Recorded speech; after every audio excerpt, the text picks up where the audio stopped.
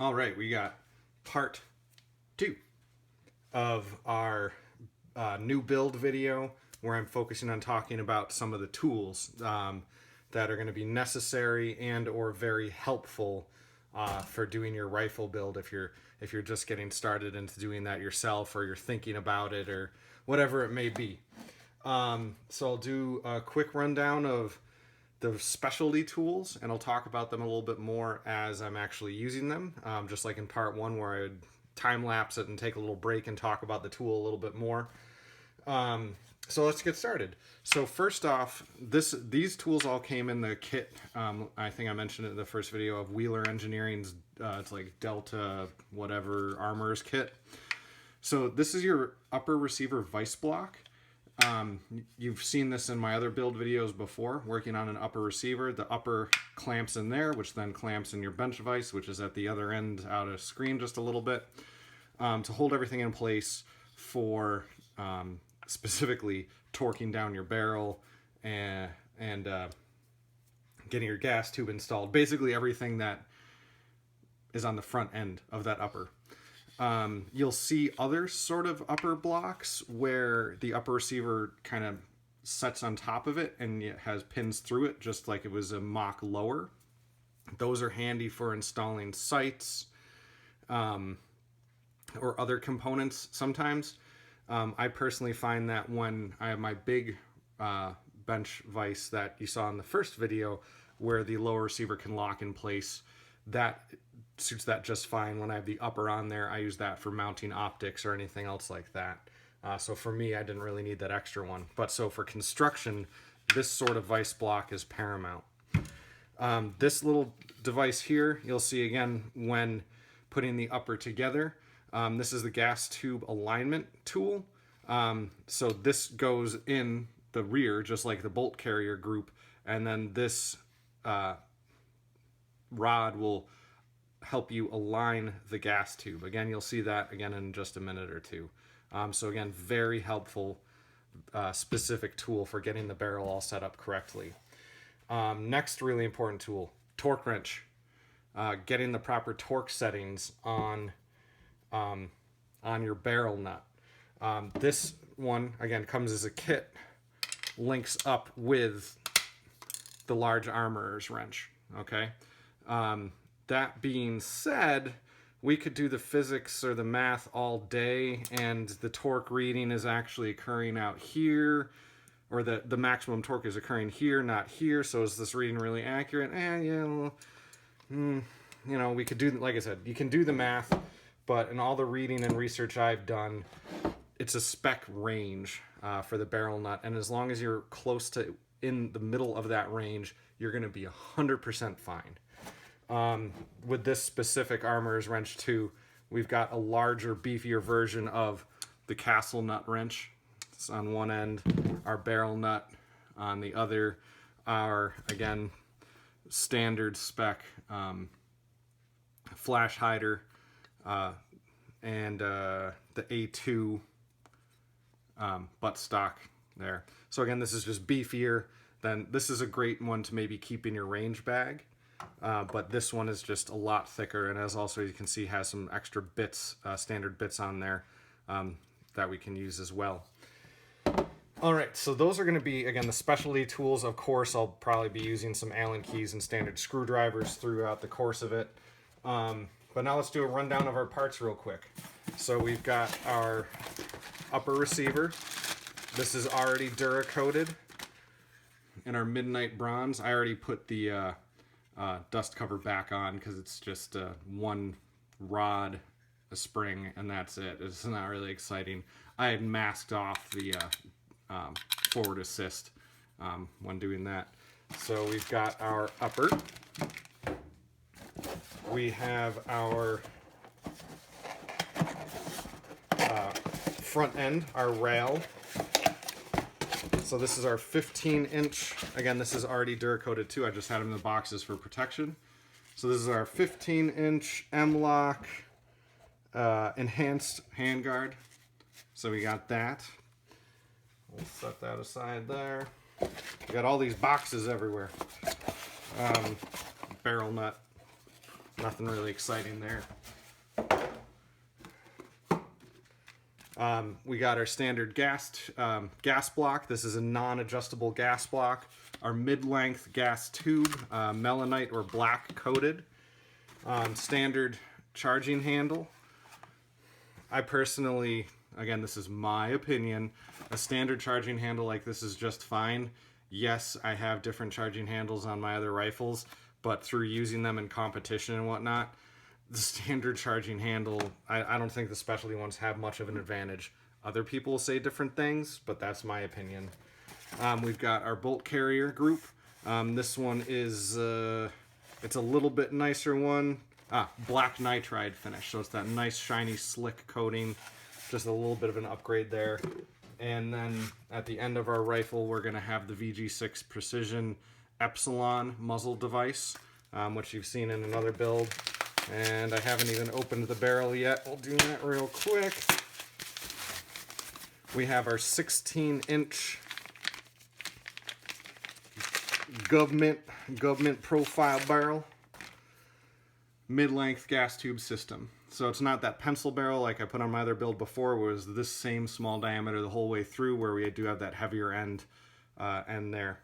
So those are all the components going into there. So first thing we're going to be doing is getting that barrel installed, then doing the gas tube, and then it's really just kind of slapping it together, putting just simple stuff. So I'll get out my Lucas Oil red and tacky grease, get out some extra shims. I think there's some shims in there, and away we'll go. So getting this set up here. Here's another essential tool for your shop if you don't have one, a simple bench vise. I've got some soft jaws in here too, that's got channels in it for holding on to cylinder-like objects for filing, something like 1911 barrels and things like that. And they just magnetically go in those jaws there. You can get these on Amazon for, I think, 10 bucks. Harbor Freight special here. This is, I think, a 4-inch vise. This is all I really need.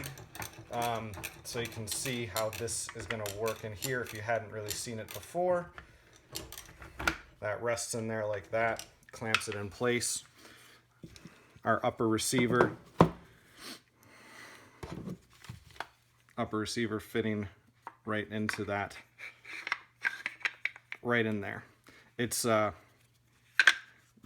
universal. You can flip it forward or backward. It's got spacing for a carry handle if it's an old style upper.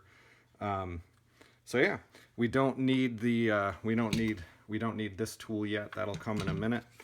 But yeah, so this just gets set right in there. Tighten that bad boy down. I make sure that the threads are fully exposed up front. That's really it. So now, greasing up the barrel. The barrel nut came with some shims, which is always nice. And so yeah, here we go.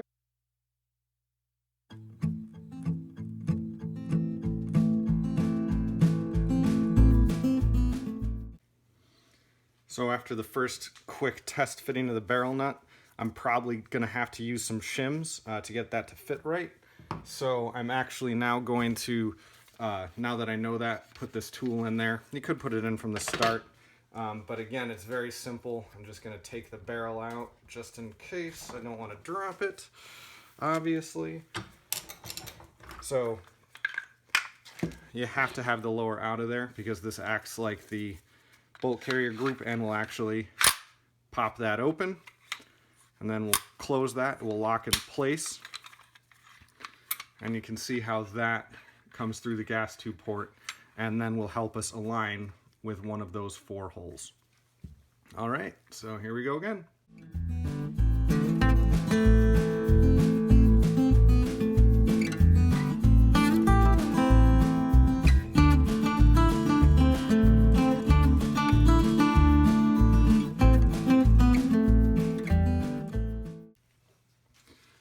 Now torquing down the barrel, got our torque wrench set up on our armorer's wrench there, aligning these pins with the holes in the front. This is where our gas tube alignment rod is going to come in very specifically handy, and we'll torque it down and go from there. All right, barrel nut is torqued down into that spec range. I'm just wiping up any ooze out of grease. Lucas oil, red and tacky. There we go. I use it on my Dillon Precision reloader as well. I talked to Dillon Precision when I was doing a teardown cleaning of my Square Deal B reloader, and they said, the guy I talked to was like, oh yeah, I use Lucas Oil Red and Tacky on mine. Like, done, I've got it. Okay, so barrel is complete, or not complete, but the barrel is on there, torqued on there. So the next step is going to be our gas tube and our gas block. Okay, some specialty tools that come in handy for this. They do make specific bench blocks for gas blocks. This is a general use bench block. All the different holes and some channels. I mean, this is truly actually kind of designed for 1911. But it comes in handy just for holding things in place while you're driving pins. So again, this is quite inexpensive. Again, it's just another Wheeler Engineering product. Using a lightweight ball peen hammer. This is an 8-ounce. This is probably the heaviest hammer you'd want to use in building a gun. And then I also like using jeweler's hammers for finer pins. Lighter weight, a little bit better control, and this is also a brass head. A lot of pin or a lot of punch sets will come with hammers. A lot of times though, unless you're spending a lot of money, the sets are going to come with kind of less expensive versions of those tools. So with this, yeah, I'm going to have to grab a razor blade and cut it open. Razor blade, essential. Watch those fingers. I was just thinking while I was just grabbing this razor blade the other weekend, or we actually have people over almost every weekend. Yeah, it's in quarantine, but we all work together, and yeah, it's still COVID-19 going on. Depending on when you're watching this video, it's mid-May. We all work together at the hospital, treating people with it, so we're all already exposed. So yeah, deal with it. Anyway, so we got our gas block. Whoop, there it is. So selected this nice and simple low profile gas block as opposed to an adjustable gas block for this build, just for simplicity and reliability for the customer's first rifle. I'm just getting some excess oil off of here. As you've probably seen in my other videos, I'm a big fan of the adjustable gas block for really being able to tune your AR. That being said, the mid-length gas system, and reason for choosing that is it's kind of become the new standard in a way, because it's that nice balance of reliability and softer recoil impulse with the dwell time. Basically, the time it takes for the gas to do its job.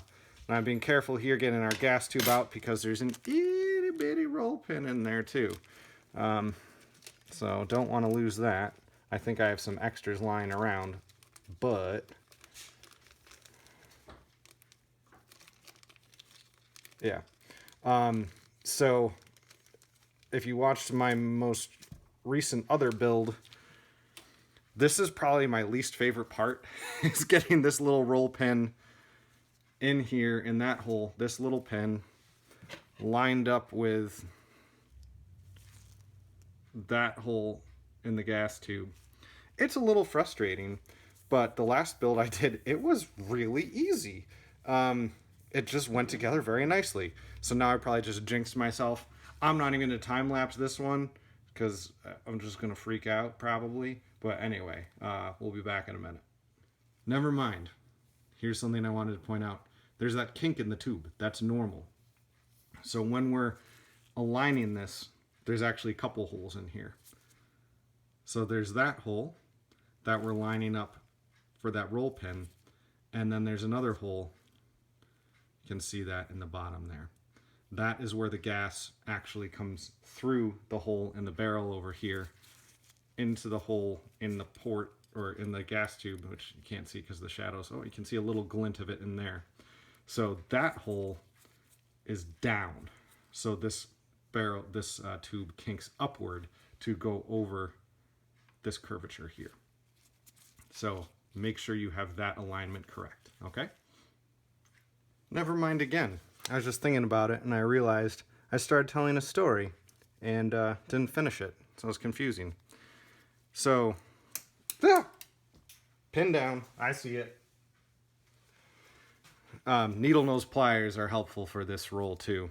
But so what I was saying before I got sidetracked talking about COVID was some friends were over, some new friends, and the guys, we were down here, and one of the guys was saying, my grandpa always said, he who has the tools wins. So if you're thinking about that, tools are awesome. I love tools. It's kind of cliche, obviously. But having the right tools to do any job makes it way easier, makes you way more useful as a person, and being able to help friends and neighbors is really essential, especially in difficult times like we're going through right now. No matter what your views are on it, it's tough for everybody out there. And being useful and being able to help friends and neighbors, perfect. Good person right there.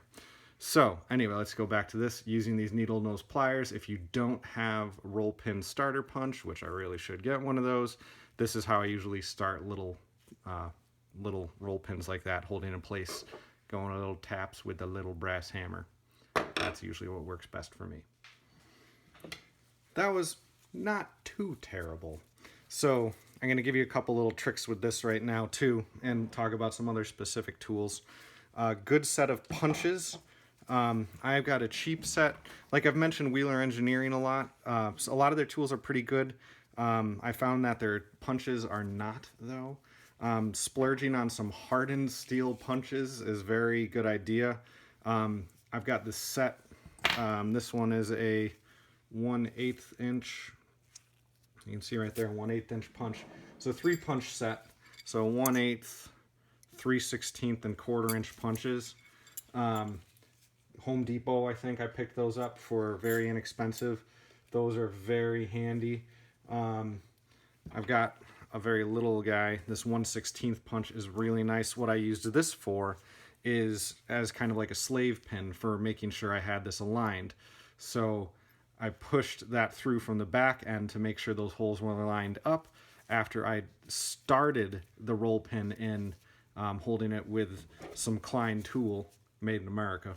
Klein tools, electrician tools, needle nose pliers, holding that in place, getting it started with the little jeweler's hammer, very lightweight hammer, and then once it was in there, everything aligned, getting out that 1/8 punch on there, and finishing it off with the 8-ounce hammer, letting the weight of the hammer do the job. When you're doing small work like this, you don't want to, you're not swinging it like you're chopping wood.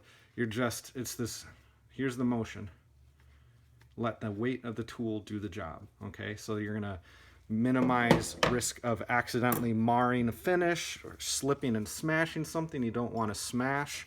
But anytime you're doing fine work, even with this little guy, just very lightweight tapping. And again, this just a loose, soft wrist.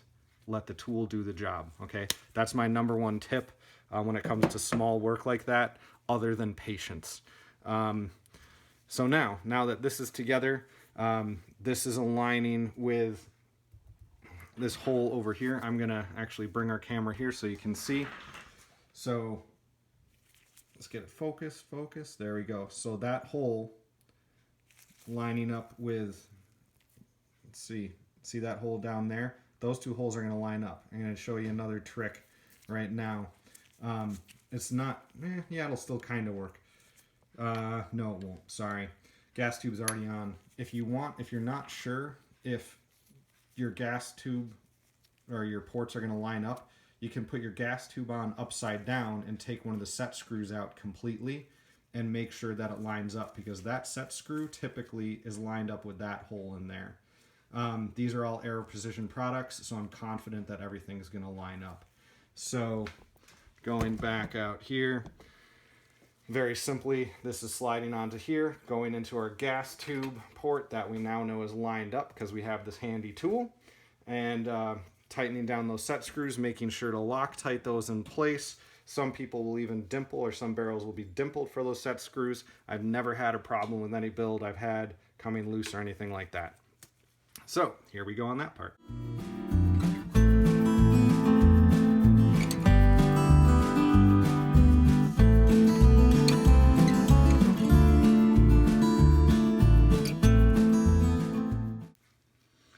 Next step is going to be kind of one and the same, putting our VG6 Epsilon on there. We got a crush washer within the kit, as well as putting on our rail. I like to put on the rail first, mostly because I personally feel like having everything complete up here helps me visually align the muzzle device, the ports on the muzzle device to be perfectly aligned how they are. With the Epsilon, the logo is on the bottom. You can see those 6 ports. Let's see here, got a little bit of glare. So 3 and 3, kind of on the side. So this is the bottom, and then our larger 6 ports on the top. Oh, look, a cat. Shop cat. That's Debo. She's insane. Anyway, got those large main port, smaller secondary port, as well as flash hiding capabilities on the front, those top ports. This thing's incredible. It's not the cheapest, but it's also definitely not the most expensive. You'll see this on sale for a pretty good price, $50 to $60 once in a while. I'm in love with that freaking thing. I'm kind of a muzzle device, not really snob, but I find them to be one of the coolest parts of the rifle that can make kind of the easiest thing to change out. That's going to make one of the biggest differences in how your rifle acts. Anyway, so with the rail, with the Aero Precision setup, so you can see those 2 holes there. Those are going to line up with these 2 holes here. I got a little baggie of screws. I always do a loose fitting first with no thread locker, and then go back through and tighten them down. Again, I'm pretty sure these are just Allen keys. They might be Torx bits. So talking about tools, having a good set of a full set of Allen keys. Most things you're going to get firearms related are going to have some Allen keys with them, almost always. That being said, I'm gonna have to take this out of here to get it to line up. Not a problem. That being said, having a full set is always nice. Also, Torx bits you're gonna see a lot and everything like that. So to get this to line up and those rails to line up there, I had to take it out of the block because it overhangs here. So I'm just going to kind of put these together by hand, holding it in place. It's not super precision, so, you know, it's okay. Yeah, here we go. I changed my mind a little bit. I'm just gonna have this loosely set on here. The holes are just out of alignment. It's gonna be easier for me to put on the muzzle device now and then slap on the rail. Actually, once that's done, I'll put the lower and upper together and bring back out the larger vise. So with the muzzle device, we have our crush washer, which is going to help with timing. Timing meaning just looking at it like a clock. So with this, we want this top port at 12 o'clock, straight up and down, because again, those ports being at the top. This is nice too because it's not proprietary. The back end of this is just like an A2 flash hider, so that is going to line up exactly with that standard right there. Okay, yeah, that's the other side. Never mind. So I'll just eyeball this on there, get it where it needs to be, and then crank it down.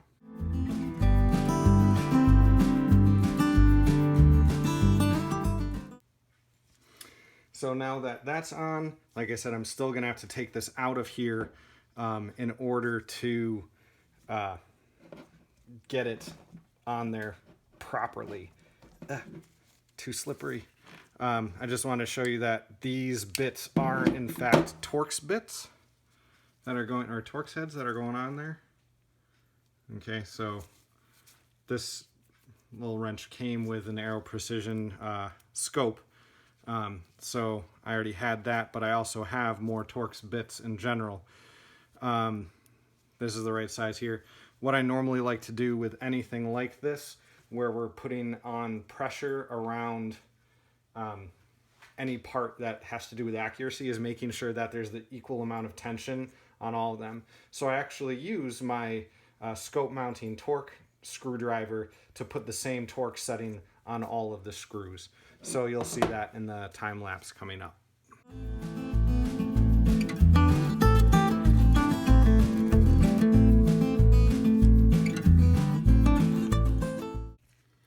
So I'm reset up now, like I was talking about, getting the big bench vise, not bench vise, rifle block thing back out to do the final torquing on that using the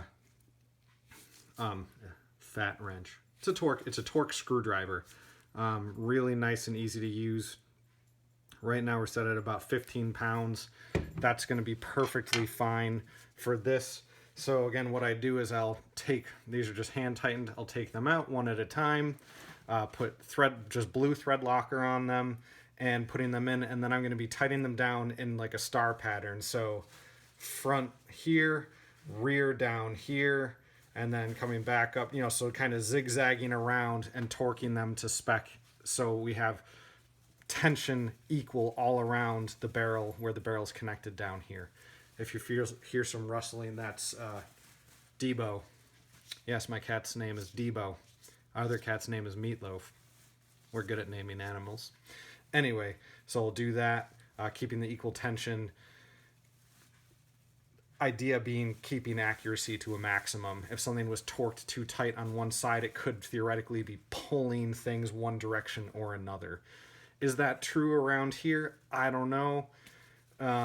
But it's really easy to just torque things down. So I'm just like to do that as one last little bit to make things really nice.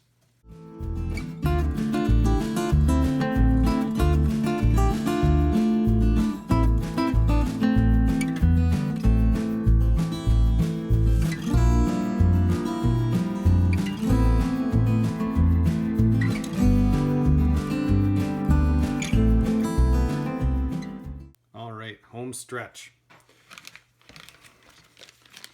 Flip up Magpul, flip up backup iron sights. Those will go on the front and the rear, obviously. Got a P-mag back there. Got our charging handle. Just throwing cardboard around.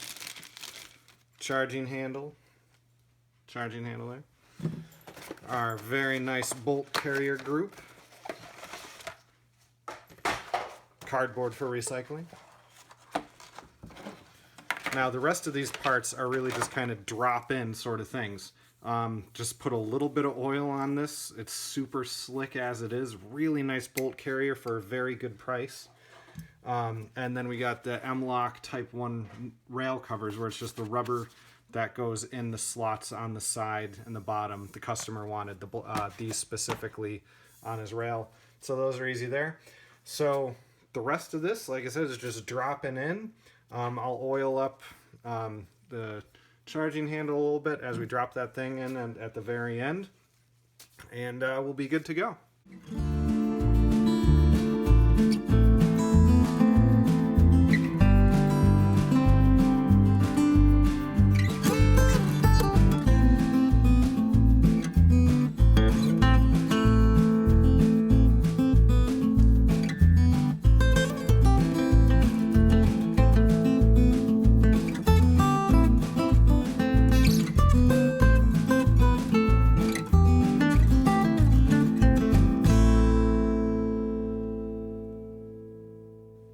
And now we are complete from head to toe.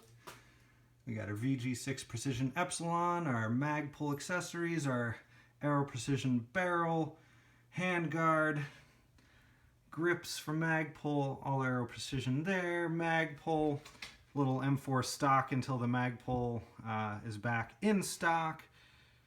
Midnight Bronze Duracoat by Moi.